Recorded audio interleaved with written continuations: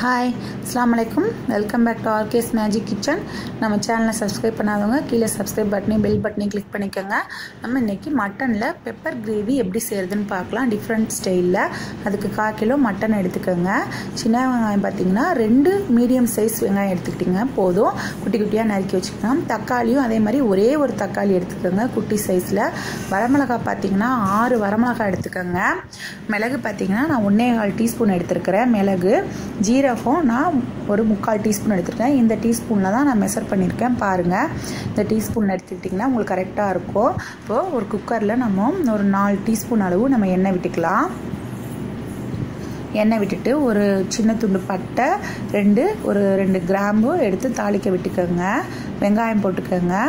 வெங்காயம் போட்டுட்டு நம்ம எடுத்து வச்சுருக்கோம் பார்த்திங்களா வரமிளகா, அதையும் நான் 2 கிள்ளி வச்சுருக்கேன். அதையும் போட்டு நல்லா வதக்குங்க.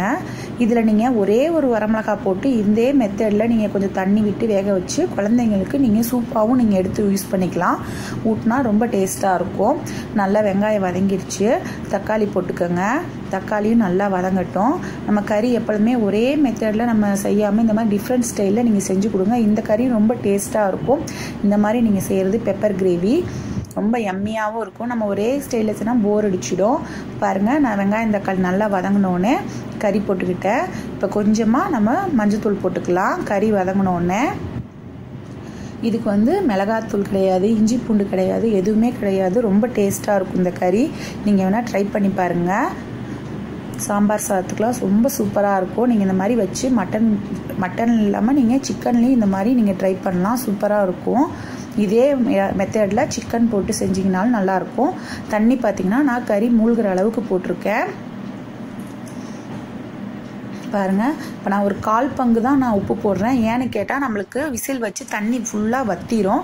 அப்போ நம்மளுக்கு 1/4 பங்கு உப்பு நம்மளுக்கு கரெக்டாக இருக்கும். கிரேவிக்கு கரெக்டான லெவலாக இருக்கும். இப்போ ஒரு 8 விசில் வச்சு எடுத்துக்கலாம்.